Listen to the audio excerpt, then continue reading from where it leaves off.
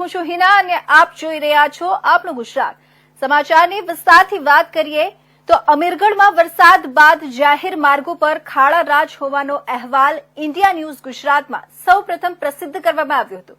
ત્યારબાદ તંત્ર ઊંઘમાંથી સફાળું જાગ્યું હતું અને રોડ પરના ખાડાઓ રિપેર કરવાનું શરૂ કર્યું હતું। અમીરગઢ પ્રવેશ દ્વાર પર વરસાદ બાદ ખાડાઓ પડી જવાથી વાહન ચાલકો સહિત રાહદારીઓને પરેશાની વેઠવાનો વારો આવ્યો હતો। જો કે આ માર્ગો પર અધિકારીઓ પોતાના વાહનોમાં હિંચકા ખાતા પસાર થતા હોવા છતાં તંત્ર દ્વારા આંખ આડા કાન કરવામાં આવી રહ્યા હતા અને સબ સલામતના ગાણા ગવાઈ રહ્યા હતા। ત્યારે આ અંગે સૌપ્રથમ ઇન્ડિયા ન્યૂઝ ગુજરાતમાં અહેવાલ પ્રસિદ્ધ કરવામાં આવતા તંત્ર દ્વારા ખાડાઓની કામગીરી હાથ ધરવામાં આવી હતી।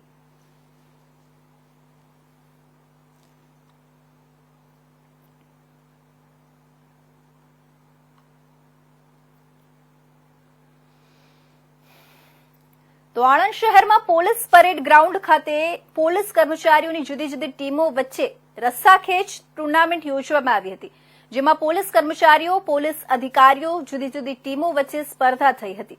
સ્પર્ધાના અંતે વિજેતાઓને ટ્રોફી એનાયત કરવામાં આવી હતી। ઇન્ચાર્જ એસપી એસબી કુંપાવત અને જુદા જુદા ડિવિઝનના અધિકારીઓ ઉપસ્થિત રહ્યા હતા।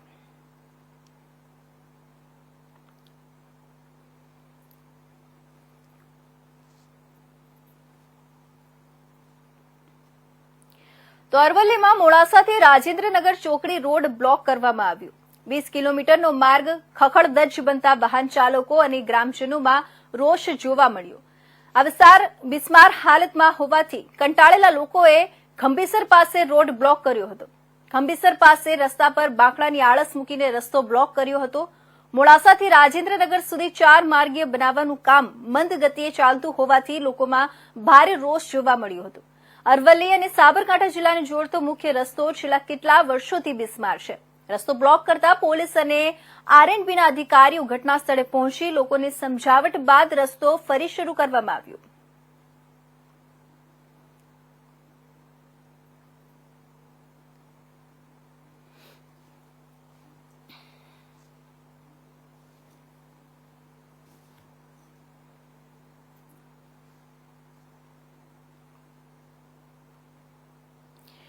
તો આગળ વાત કરીએ વલસાડ જિલ્લાની। વલસાડ જિલ્લામાં જીવલેણ અકસ્માતોનો સિલસિલો યથાવત છે અને આજે કપરાળા નજીક ટ્રકની અડફેટે મોપેડ સવાર એક ગ્રામ સેવિકાનું મોત નિપજતા સમગ્ર પંથકમાં ચકચાર મચી ગઈ છે।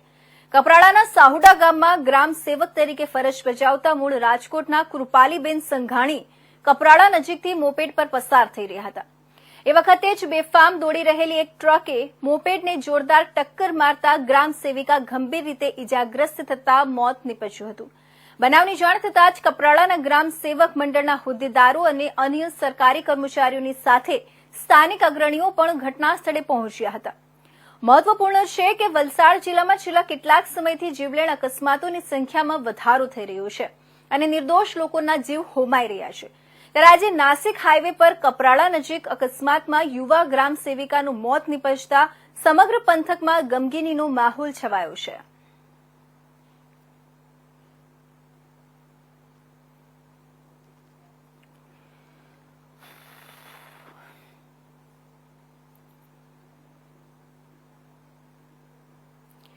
તો ભુજમાં વરસાદ હોય કે ન હોય પરંતુ ગટરનું પાણી ગમે ત્યારે અને ગમે ત્યાં વહી નીકળે છે। તેમાં ચોમાસામાં તો પાણી કરતા વધુ ગટરના પાણી શહેરમાં ફરી વળે છે। ત્યારે આજે સમસ્યાથી ત્રસ્ત ભુજના લોકોએ પાલિકા કચેરીમાં તાળાબંધી તોડફોડ કરી હતી। હાલ ભુજ શહેરના ઐતિહાસિક હમીરસર તળાવમાં ગટરના પાણી આવતા હોવાનો મામલો ભુજ શહેરમાં ચર્ચામાં છે અને તેને લઈને ભુજના પ્રબુદ્ધ નાગરિકોમાં ભારે રોષ જોવા મળી રહ્યો છે। જોકે માત્ર ભુજનું હૃદય હમીરસર જ નહીં પરંતુ ભુજના કેટલાય વિસ્તારો ગટર સમસ્યાથી ત્રસ્ત છે। ત્યારે આજે સોમવારે ખુલતી કચેરીએ ભુજ નગરપાલિકામાં ભારે અફરાતફરી ફેલાઈ હતી। ભુજના આશાપુરા નગરના રહીશો આજે આગેવાનો સાથે પાલિકા કચેરીએ દોડી આવ્યા હતા અને રજૂઆત સાથે ઉગ્ર વિરોધ કર્યો હતો। દરમિયાન કોઈ જવાબદાર ન હોતા લોકોનો રોષ ભભૂક્યો હતો। લોકોએ કચેરીમાં હલ્લાબોલ કરવા સાથે ઉધમ મચાવ્યો હતો અને કાગળો ફાડવા સાથે ખુરશીઓ ઉડાડી હતી અને બાદમાં કચેરી બહાર સૂત્રોચ્ચાર કરી પાલિકા કચેરીની નાકાબંધી કરી હતી। આ વિસ્તારમાં લાંબા સમયથી ગટરના પાણીની સમસ્યાથી લોકો ત્રસ્ત છે અને અગાઉ પણ અનેકવાર રજૂઆતો કરી ચૂક્યા છે, પરંતુ તેમની સમસ્યાનો ઉકેલ આવ્યો નથી. આજે કચેરીમાં ભારે તોફાની માહોલ સર્જાતા કચેરીના કર્મચારીઓ પણ કચેરી બહાર દોડી આવ્યા હતા. લોકોના ભારે વિરોધ વચ્ચે પાલિકા તંત્ર તેમની સ્થિતિ જાણવા માટે સ્થળ પર ગયું, પરંતુ તે પહેલા નાગરિકોએ નગરપાલિકા કચેરીમાં ભારે હોબાળો મચાવ્યો હતો. 2 દિવસ પહેલા અન્ય વિસ્તારમાંથી પણ મોરચો નગરપાલિકા કચેરીએ કાઢ્યો હતો અને આ સમસ્યા અંગે રજૂઆત કરી હતી. ત્યારે વરસાદ બાદ ભુજના અનેક વિસ્તારોમાં આ સમસ્યાએ ભરડો લીધો છે. ત્યારે આજે ગટર સમસ્યાથી ત્રસ્ત લોકોએ પાલિકાની અંદર તોડફોડ કરતા વાતાવરણ ભારે ગરમાયું હતું.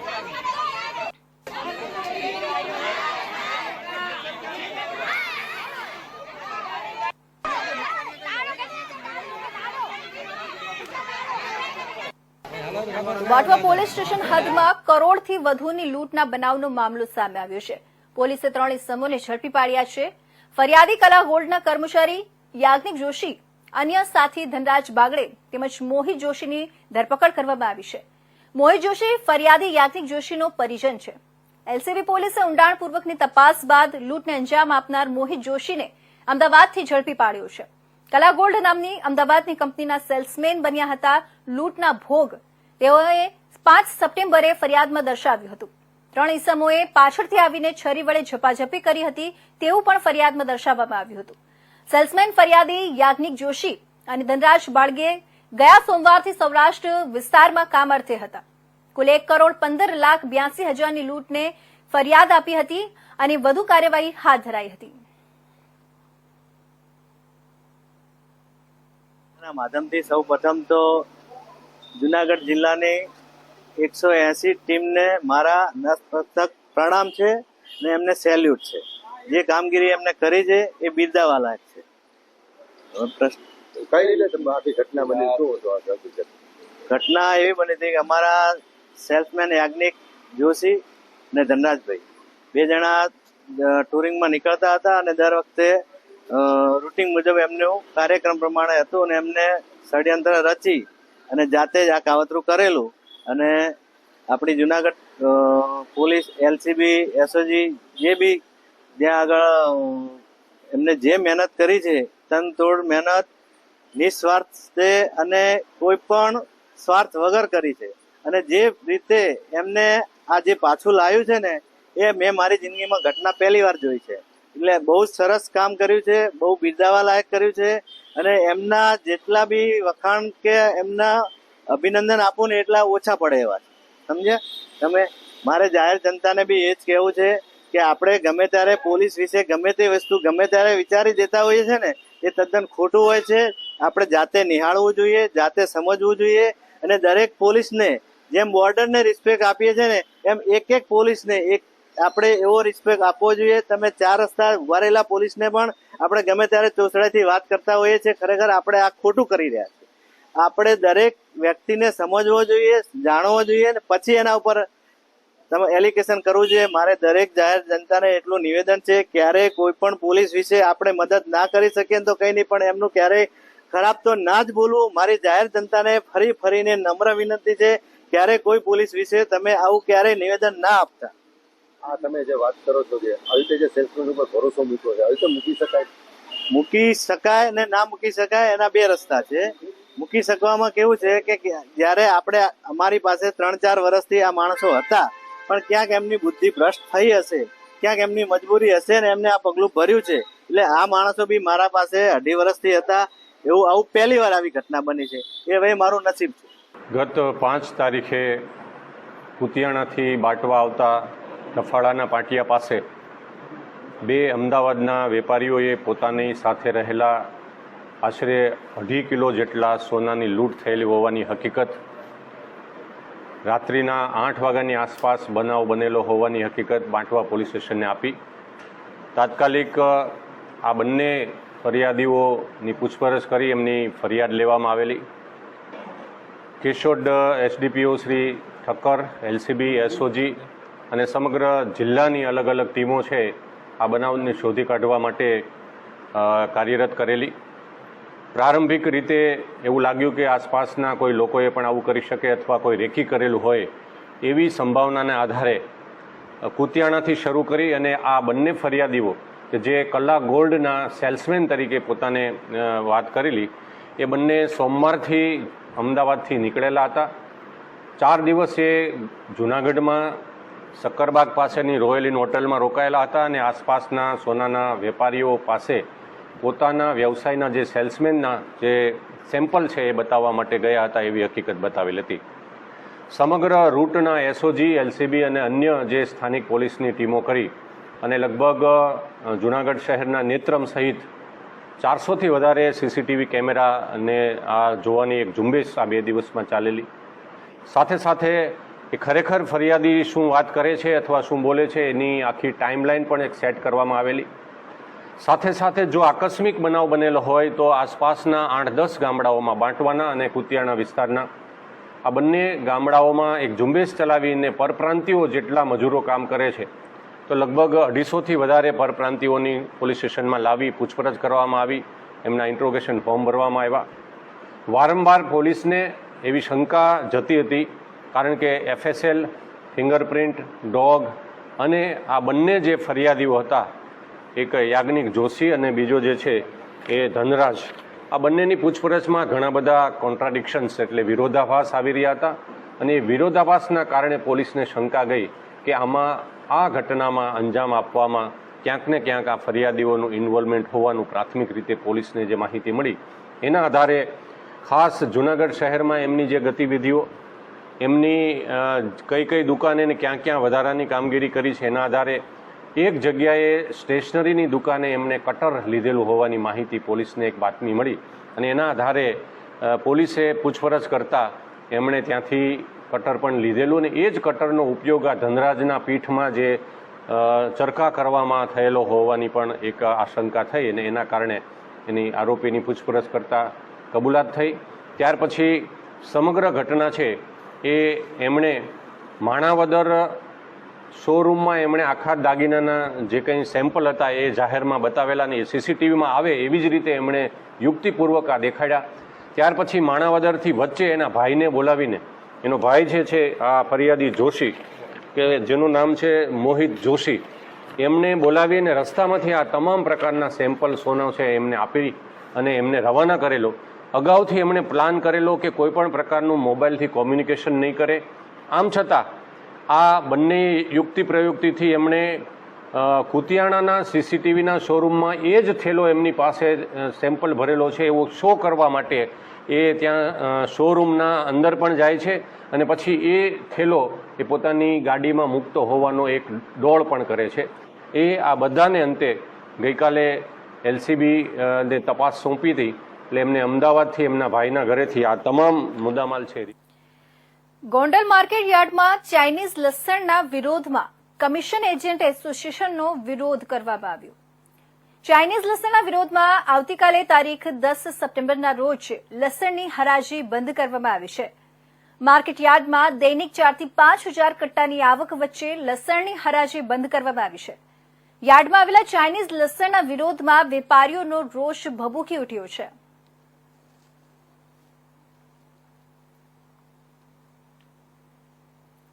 અમારે અહીંયા ગોંડલમાં 1-2 દિવસ પહેલાં જે ચાઇનાનું લસણ ગેરકાયદેસર રીતે વેચાવા આવેલ હતું તેઓને પોલીસ અધિકારીઓ દ્વારા તે લસણ અહીંયા સીઝ કરવામાં આવેલ છે. તો જ્યારે આ વર્ષે આપણે અહીંયા ખેડૂતોને લસણના પોષણક્ષમ ભાવ મળી રહ્યા હોય તો ચાઇનાનું લસણ જો અહીંયા માર્કેટમાં ગેરકાયદેસર રીતે વેચાવા આવશે તો ખેડૂતોને પણ મોટી નુકસાન થવાની ભીતિ છે. તો તેના માટે જે સમગ્ર ભારત દેશમાં ચાઇનાના લસણના વિરોધમાં આવતીકાલે જ્યાં લસણની હરાજીનું કામકાજ સમગ્ર માર્કેટયાર્ડોમાં બંધ કરવામાં આવનાર છે તેના સપોર્ટમાં અહીં અમારે ગોંડલ માર્કેટયાર્ડમાં પણ લસણ જે વેચાવા આવેલ હતું તે સીઝ કરવામાં આવેલ છે અને હડતાલના સમર્થનમાં માત્ર લસણની હરાજી પૂરતું કામકાજ અહીંયા ગોંડલ માર્કેટયાર્ડના અમારા લસણના વેપારીઓ દ્વારા તથા કમિશન એજન્ટ એસોસિએશન દ્વારા આવતીકાલે લસણની હરાજી સદંતર બંધ રાખવામાં આવશે. આવતીકાલે તારીખ 10/9/2024ના અખિલ ભારતીય કિસાન યુનિયન દ્વારા લસણ માર્કેટો ભારત આખાના બંધ રાખવાનું એલાન અપાયેલું છે. એલાનના સંદર્ભમાં આવતીકાલે ગોંડલ માર્કેટ યાર્ડમાં પણ અમે માર્કેટયાર્ડને રજૂઆત કરેલી છે કે ગોંડલ માર્કેટયાર્ડ આવતીકાલે લસણની હરાજી આમના સમર્થનમાં બંધ રાખશે અને ચાઇનાના વિરોધમાં કે જે બહારથી ચાઇના લસણ આવી રહ્યું છે અને એ પણ 2 નંબરમાં, તો એનો કાયદેસર વિરોધ વેપારીઓ દ્વારા નોંધાયો છે, ખેડૂતો દ્વારા પણ વેપાર નોંધાઈ રહ્યો છે. આનાથી ખેડૂતોને પણ આર્થિક નુકસાન છે, વેપારીઓને પણ આર્થિક નુકસાન છે અને સરકારને પણ આર્થિક નુકસાન છે. એટલે આવતીકાલના માર્કેટયાર્ડનું કામકાજ, લસણની કામકાજ બંધ રહે. તો આ તરફ આગળ વાત કરીએ કે સરકાર છેવાડાના માનવીને સુવિધાઓ મળે તે માટે ઘણા પ્રયાસ કરે છે, પરંતુ નસવાડી તાલુકામાં હજુ કેટલીક બાબતે સુવિધાઓનો અભાવ જોવા મળ્યો છે. નસવાડી તાલુકામાં છેલ્લા કેટલાક સમયથી વિદ્યાર્થીઓને ઘરેથી દૂર આવેલી શાળામાં જવા માટે ટ્રાન્સપોર્ટેશનની સુવિધાઓ ચાલુ નથી, જેથી વિદ્યાર્થીઓના અભ્યાસ અર્થે શાળામાં જવા મુશ્કેલી પડી રહી છે. ત્યારે શાળાઓમાં પૂરતા શિક્ષકો નથી અને તેના કારણે વિષય પર વિદ્યાર્થીઓને પૂરતું શિક્ષણ મળતું નથી. આ જર્જરિત શાળાના ઓરડા છે કે જેમાં વિદ્યાર્થીઓને પૂરતી સુવિધાઓ મળતી નથી.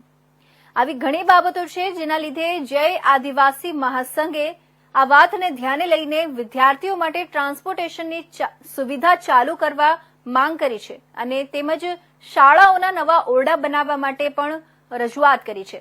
શાળાઓમાં શિક્ષકોની ઘટ છે તેને પૂરી કરવા અને વિદ્યાર્થીઓને મળતી શિષ્યવૃત્તિમાં ડીબીટી પદ્ધતિ દૂર કરવા માટે અને ગ્રામીણ વિસ્તારમાં આવેલી બેંકોમાં ગુજરાતી વાંચી સમજી શકે તેવા કર્મચારીઓ નીમવા માટે નસવાડી જય આદિવાસી મહાસંઘ દ્વારા ઢોલ નગારા સાથે નસવાડી મામલતદાર કચેરીએ પહોંચી નસવાડી મામલતદારને આવેદનપત્ર પાઠવ્યું હતું અને વહેલામાં વહેલી તકે વિદ્યાર્થીઓને પડતી મુશ્કેલીઓ દૂર થાય તેવી માંગ કરી હતી.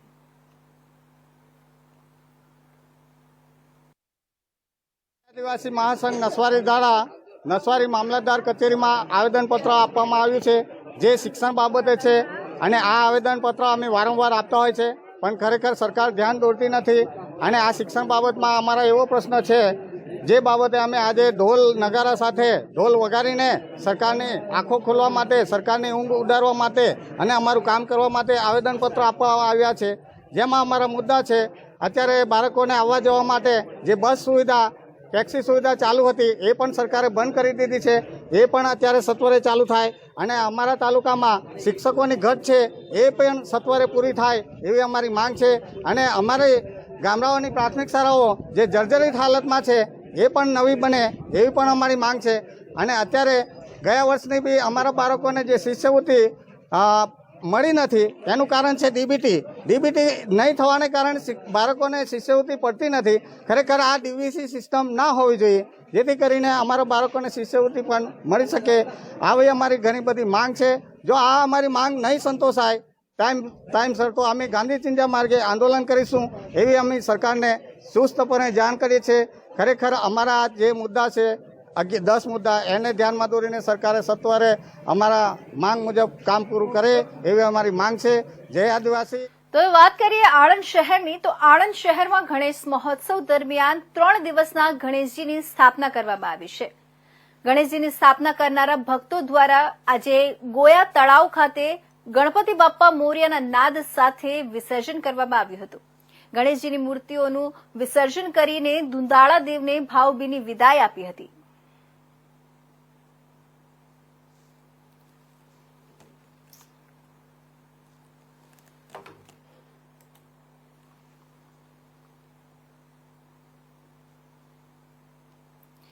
તો પાલનપુર જીડી મોદી કોલેજ બહાર ઉભેલી એક કારમાં કોઈક અગમ્ય કારણસર આગ લાગતા અફરાતફરી મચી ગઈ હતી. આ ઘટનાને પગલે આજુબાજુથી લોકોના ટોળે એકત્રિત થઈ ગયા હતા અને ફાયરને જાણ કરવામાં આવી હતી, જેથી ફાયરની ટીમ ઘટના સ્થળે દોડી આવી આગ પર પાણીનું મારું ચલાવી કાબુ મેળવવામાં આવ્યો હતો.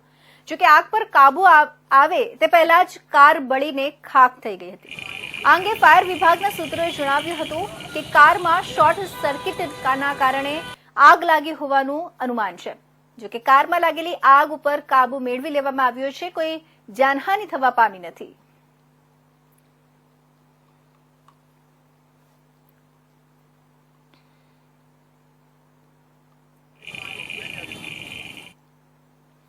તો ગુજરાત સહિત દેશભરમાં ચોમાસાનો વરસાદ ચાલુ છે. આ સાથે ઘણા રાજ્યોમાં વરસાદે ભારે મુશ્કેલી સર્જી છે. ભારતીય હવામાન વિભાગે આગામી 7 દિવસમાં રાજસ્થાન, આંધ્રપ્રદેશ અને પશ્ચિમ બંગાળ સહિત ભારતના ઘણા રાજ્યોમાં ભારે વરસાદની ચેતવણી જાહેર કરી છે. IMDએ આંધ્રપ્રદેશના દરિયાકાંઠાના વિસ્તારોમાં ભારે વરસાદ અને તોફાનની ચેતવણી જાહેર કરી છે. આ તરફ હવામાન વિભાગની જાહેરાત મુજબ આ વર્ષે લાનીનાને કારણે કડકતી ઠંડી પડવાની શક્યતાઓ છે. હવામાન વિભાગે તેલંગાણા, ઓડિશા અને છત્તીસગઢની આસપાસના વિસ્તારોમાં ભારે વરસાદનું એલર્ટ જાહેર કર્યું છે. રાજસ્થાનમાં ભારે વરસાદના કારણે અજમેર શહેરમાં ભારે જળબંબાકાર સર્જાયા બાદ IMDએ રાજ્યના પૂર્વીય ભાગો માટે યલો એલર્ટ જાહેર કર્યું છે. હાલમાં એક પરિભ્રમણ પ્રણાલી ઉત્તર પૂર્વ રાજસ્થાન અને તેની આસપાસના વિસ્તારોને અસર કરી રહી છે, જેના કારણે આગામી 3 થી 4 દિવસ સુધી પૂર્વ રાજસ્થાનના મોટાભાગના વિસ્તારોમાં ચોમાસું સક્રિય રહેવાની ધારણા છે. બંગાળની ખાડી પરના પ્રેશરને કારણે સોમવારથી દક્ષિણ બંગાળમાં ભારે વરસાદની સંભાવના છે. IMD અનુસાર આગામી 24 કલાકમાં દબાણ ઉત્તર પશ્ચિમ દિશામાં ઓડિશા પશ્ચિમ બંગાળની દરિયાકાંઠા તરફ આગળ વધશે અને ડીપ ડિપ્રેશનમાં ફેરવાઈ જશે. પૂર્વ અને પશ્ચિમ મિદનાપુર, ઉત્તર અને દક્ષિણ 24 પરગણા અને ઝારગ્રામ જિલ્લામાં 9 અને 10 સપ્ટેમ્બર વચ્ચે ભારે વરસાદની શક્યતા છે, જ્યારે દક્ષિણ બંગાળના અન્ય જિલ્લાઓમાં હળવોથી મધ્યમ વરસાદ પડી શકે છે. आगे आने वाले हम 5 दिनों की बात करें तो गुजरात में मुख्य तौर पर जो है जो बारिश को देखने को मिलेगी वो नॉर्थ गुजरात और सेंट्रल गुजरात के जो ईस्टर्न पार्ट में जो हिस्से हैं उन्हीं डिस्ट्रिक्ट्स में जो है हमें कुछ जगहों पे हैवी रेनफॉल देखने को मिल सकता है. इसके लिए अगले 4 दिनों के लिए जो है कुछ डिस्ट्रिक्ट्स में जो है हैवी रेनफॉल वार्निंग दी गई है. बाकी गुजरात में जो है हैवी रेनफॉल वार्निंग नहीं है. अगर हम हैवी रेनफॉल वार्निंग की बात करें तो डिस्ट्रिक्ट्स में आज डे 1 के लिए जो दिया गया है उसमें है साबरकांठा, अरावली, महिसागर तथा महसाना. ये 4 डिस्ट्रिक्ट्स हैं जिसमें डे 1 के लिए जो है हैवी रेनफॉल आइसोलेटेड प्लेसेस में दिया गया है. डे 2 की अगर हम बात करें तो इसमें साबरकांठा, अरावली, महिसागर तथा दाहोद शामिल है. ये डिस्ट्रिक्ट जो है तीसरे चौथे दिन भी शामिल रहेंगे, जिसमें तीसरे दिन जो है बनासकांठा को भी जो है ऐड किया गया है तथा चौथे दिन जो है छोटा उदयपुर. ये वो एरिया है जो मध्य प्रदेश तथा राजस्थान से सटे डिस्ट्रिक्ट हैं जिसमें जो है रेनफॉल जो है कुछ हिस्सों में जो है देखने को मिल सकती है. अभी हम बात करें सिस्टम्स की तो एक सर्कुलेशन जो ओवर सेंट्रल राजस्थान में जो बना हुआ है उसका जो थिंकिंग है वो साउथ वेस्ट ओवर है. इसकी वजह से जो है नॉर्थ गुजरात में थोड़ा बहुत जो है हमें कुछ जगहों पर हेवी रेनफॉल देखने को मिल सकता है. साथ ही अगर हम बात करें पिछले 24 घंटों में जो बारिश हुई है कैसी हुई है तो उसमें जो है सबसे अत्यधिक जो बारिश दर्ज की गई है भरूच में 89 mm जो है रेनफॉल दर्ज किया गया है. बाकी जो है हिस्सों में जो है लाइट रेन जो है दर्ज किया गया है. साथ ही अगर हम बात करें सीजन के रेनफॉल की पूरे गुजरात में उसमें पूरा स्टेट जो है वो 50% जो है नॉर्मल से अधिक दर्ज किया गया है अभी तक रेनफॉल सीजन का. इसमें अगर हम रीजन वाइज बात करें तो गुजरात रीजन में 28% है नॉर्मल से अत्यधिक रेन तथा सौराष्ट्र कच्छ में जो है 82% जो है नॉर्मल से अधिक रेन दर्ज की गई है अभी तक. सर टोटल कितने सिस्टम है अभी हम बात करें तो अभी एग्जैक्टली पूरे गुजरात में तो अरेबियन सी में जो है कोई सिस्टम नहीं है, लेकिन एडजॉइनिंग एरिया जो है साथ जो सेंट्रल राजस्थान है उसमें एक सिस्टम है जिसका फिल्टरिंग जो है गुजरात की तरफ है, जिसकी वजह से थोड़ा बहुत रेन जो है हमें नॉर्थ गुजरात के हिस्से जहाँ पे हमने हेवी रेनफॉल वार्निंग दिया. તો વાત કરીએ કચ્છ જિલ્લાની. કચ્છ જિલ્લાના લખપત તાલુકામાં ફાટી નીકળેલા રોગચાળાનું ભોગ વિસ્તારના લોકો બની રહ્યા છે અને 14 લોકોએ જીવ ગુમાવ્યું છે. સરકાર અને પ્રશાસનનું ધ્યાન દોરવા છતાં કોઈ ગંભીર પગલાં લેવામાં નથી આવ્યા. લોકોને પીવાનું શુદ્ધ પાણી મળી રહે તેના માટે કોઈ સુવિધા નથી. વારંવાર ધ્યાન દોરવા છતાં સરકારી તંત્રના પેટનું પાણી નથી હલતું. એક પણ જવાબદાર ઉચ્ચ અધિકારીએ હજુ સુધી લખપતના ગામોની મુલાકાત નથી લીધી. નિષ્ણાંત ડોક્ટરોની ટીમો મોકલવી જોઈએ, લેબોરેટરી ટેસ્ટ થવા જોઈએ.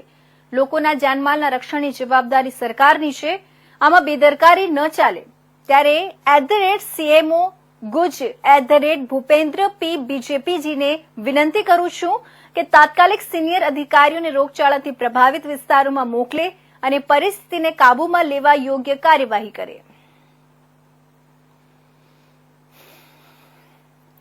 કચ્છ જિલ્લાના લખપત તાલુકામાં 14 વ્યક્તિઓના માત્ર આ ગણતરીના દિવસોમાં મૃત્યુ થયા છે. આજથી 4 દિવસ પહેલા મેં સરકારી તંત્રનું ધ્યાન દોર્યું હતું. જ્યારે આ રોગની શરૂઆત થઈ હતી, લોકો હોસ્પિટલમાં જવા લાગ્યા હતા અને 2 મૃત્યુ થયા હતા કે તરત જ સરકારનું પણ ધ્યાન દોર્યું, જવાબદાર અધિકારીઓનું પણ ધ્યાન દોર્યું, પરંતુ કોઈ જ ગંભીરતા નહીં લેવાવાના કારણે આ ગણતરીના જ દિવસોમાં કચ્છ જિલ્લાના લખપત તાલુકાના બેખડા, સાંધ્રો, મોરનગર, મેડી, ભારાવાંડ, વાલાવારી અને લાખાપાર ગામોમાંથી 14 વ્યક્તિઓના મૃત્યુ થયા છે. માણસના જીવનથી વધારે કિંમતી બીજું કશું જ ના હોઈ શકે. મને દુઃખ એ વાતનું છે કે ધ્યાન દોરવા છતાં, સ્થાનિક લોકોએ પણ વારંવાર કહેવા છતાં સરકારી તંત્રના પેટનું પાણી નથી હલતું. એક પણ જવાબદાર ઉચ્ચ અધિકારીએ હજી સુધી લખપત તાલુકાના ગામોની મુલાકાત.